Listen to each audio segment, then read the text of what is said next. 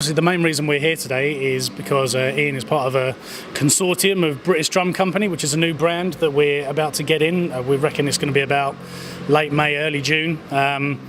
So yeah, I first heard about British Drum Company was the summer of 2015. I think there was a press release saying there's a new company, and that was kind of it. And it was very, very limited news and information about what was going on. And then you fast forward to the winter 2015.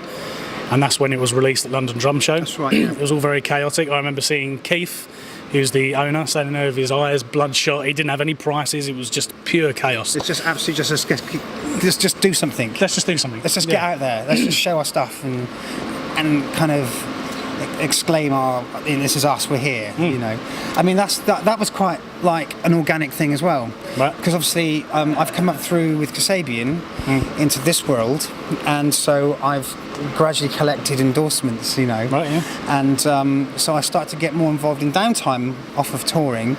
I was getting involved with doing drum shows and bits and pieces, you know, to represent the companies that I was involved with, and so I met Keith.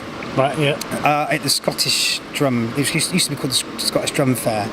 This is back in, so when was it, 2015, so probably 2013 I think it was. Right. That time flies, isn't it? Yeah. And so we got on like a house on fire, that, you know, because Dave who runs it up there, he's amazing, and he's a real host. So everyone feels very together. David Dowell, yeah. DD. He's amazing, and so it's a very together feeling up there. You know, we all stay in the same hotel, you know, and so I got to know Keith, who was up there. Right.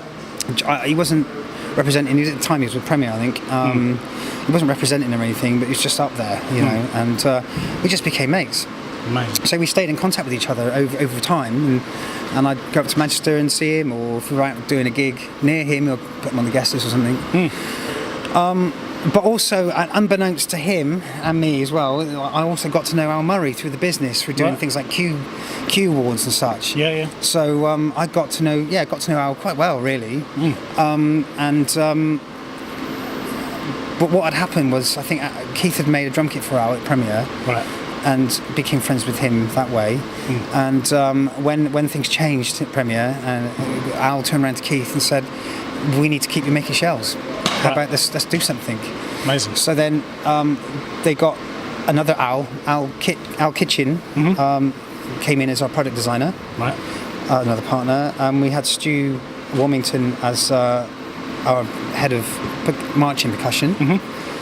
When the idea of the drum kit guy came up, both Al and Keith agreed on me straight away. So I got Keith to V Festival, and he was like, "Ian, I got an idea for you." It's like, what? It's like, "This is my badge. Do you want to be involved?" You know. Wow. It's like, wow. So yeah, that's kind of like basically how the birth of the company. Yeah. It's all a bunch of mates, really. Yeah. And we all care about what we do. Ian, over to you.